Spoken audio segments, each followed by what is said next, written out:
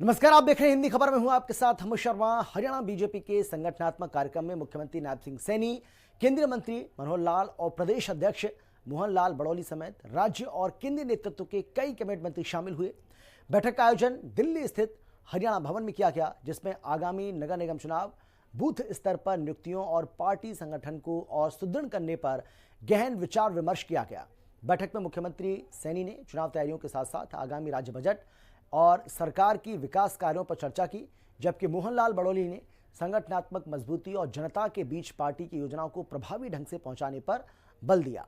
केंद्रीय मंत्री मनोहर लाल ने कार्यक्रम में भाग लिया और पार्टी के नेताओं को आगामी चुनावों में रणनीति पर बयान दिया। आयोजन का उद्देश्य बीजेपी की डबल इंजन सरकार की नीतियों को व्यापक तौर पर जनता तक पहुंचाने और संगठन को काफी सक्रिय रखने को कहा।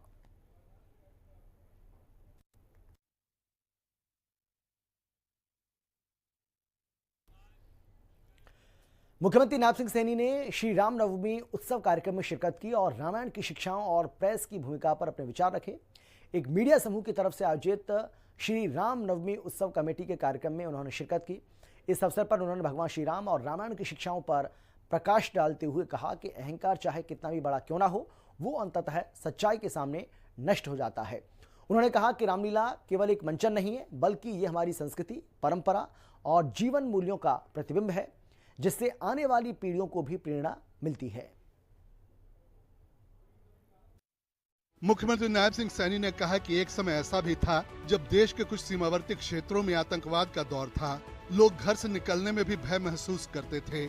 ऐसे समय में मीडिया ने सामाजिक दायित्व निभाते हुए सीमावर्ती इलाकों तक राहत सामग्री पहुंचाने का काम किया और अपनी लेखनी के माध्यम से सच्चाई को सामने रखा। हमें वह दौर याद रखना चाहिए।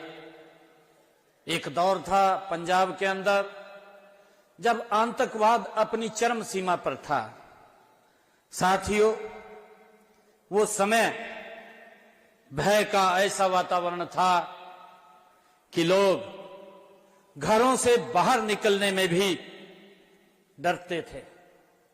साथियों, लेकिन उस कठिन समय में भी हमारे साहसी कलाकारों ने श्री रामलीला, दशहरे का पर्व, चाहे भगवती जागरण का महापर्व हो या श्रीमद् भागवत कथा जैसे आयोजनों को करने की बात हो, उन्होंने बंद नहीं होने दिए।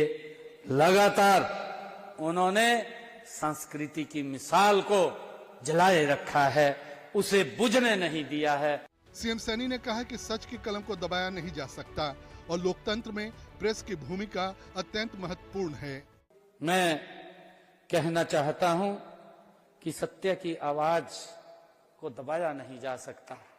जब ये कलम उस दौर में नहीं रुकी जब इसे रोकने की कोशिश की गई थी, जब इसे कुचलने की कोशिश की गई थी, ये कलम तब नहीं रुकी, तब भी ये देश के हित में अपनी कलम से लिखते रहे हैं।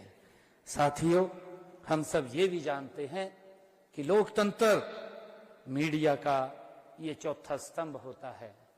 सीएम सैनी ने कहा कि सत्ता सेवा के लिए होती है और यह शिक्षा भी हमें भगवान राम के जीवन से मिलती है। उन्होंने भरोसा दिलाया कि हरियाणा सरकार हमेशा प्रेस की स्वतंत्रता और निष्पक्ष पत्रकारिता के पक्ष में खड़ी रहेगी। कि हरियाणा सरकार और हमारी विचारधारा स्वतंत्र प्रेस के साथ मजबूती से खड़ी है।